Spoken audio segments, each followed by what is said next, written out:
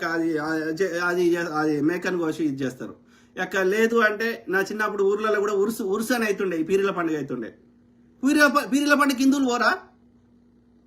ఎవ్వరు ఏ ముస్లిం వాళ్ళు ఎప్పుడేమనలే.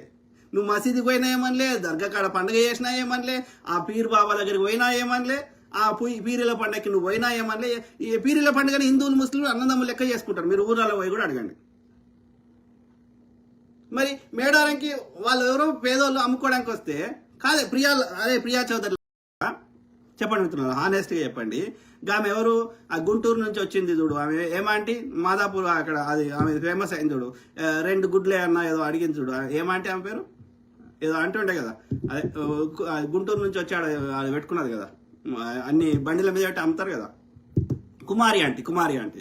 సో కుమారి ఆంటీ ఫుడ్కి ఏం ఎక్స్పైరేషన్ డేట్ ఉందో దాని మీద చెప్పండి నాకు.